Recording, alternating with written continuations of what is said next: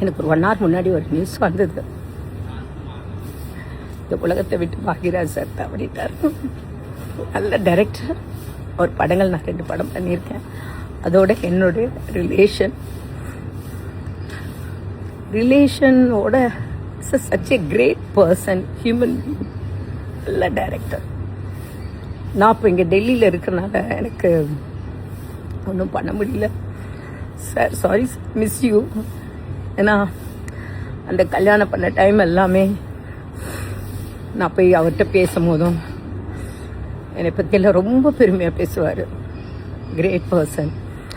அந்த நாட்கள் மறக்க முடியாது. அந்த ஃபேமிலியோட நாட்களும் சரி, அவரோட நான் படம் பண்ணதும் சரி, அவரோட பேசின விதம், யாரையுமே ஹர்ட் பண்ணி பேச மாட்டார். ரொம்ப நல்ல மனிதர். இந்த மாதிரி ஒரு வரவிட நல்ல மனிதருக்கு நம்மளை விட்டு போகிறாங்க சொல்ல மனசு ரொம்ப ரொம்ப கஷ்டமாக இருக்குது. பாரதிராஜா சார், பாக்யராஜ் சார் நினச்சே பார்க்கல. எனக்கு இப்போ என்னென்னா, டெல்லியில் இருக்கேனே, என்னால் போக முடியல சுச்சுவேஷனில் இருக்குது. கீர்த்திட்ட பேசினேன், எல்லாத்தையும் பேசினேன். பட் என்ன சொல்கிறது, ஆறுதல் சொல்ல முடியாது.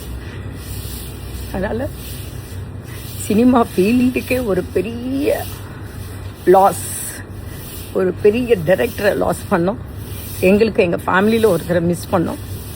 ஒரு நல்ல மனிதரை மிஸ் பண்ணியிருக்கோம்னு சொல்லும் போது பாக்யராஜ் சார். குஷியுடைய மேரேஜ் கூட நான் சங்கீத் அண்ட் மெஹந்தி போயிருந்தேன். கல்யாணத்துக்கு வராருன்னு சொல்லும்போது என்னால் இருக்க முடியல, டெல்லி வந்தனால. இப்போ நான் ஃபீல் பண்ணுறேன், ஐயோ அங்கே இருந்திருந்தாலும் அவர்கிட்ட நான் பேசியிருப்பேனே அப்படின்னு ரொம்ப மிஸ் பண்ணுறேன் sir. Miss you lot sir.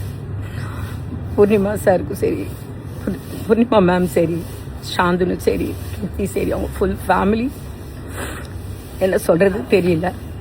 Miss you sir. Bhagyaraj sir, you are great great person. Thank you sir. No தேங்க்யூன்னு சொல்ல முடியல, ஏதோ வளருது வாய், பார்த்தே இல்லை. ஏன் சார் இவ்வளோ ஃபஸ்ட் டைம்லாம் விட்டு போனீங்க? சினிமா ஃபீல்டு நல்லா இருக்குன்னு இந்த மாதிரி ஒரு நல்ல நல்ல ரைட்டர் டைரக்டர்ஸ்லாம் இருக்காங்க.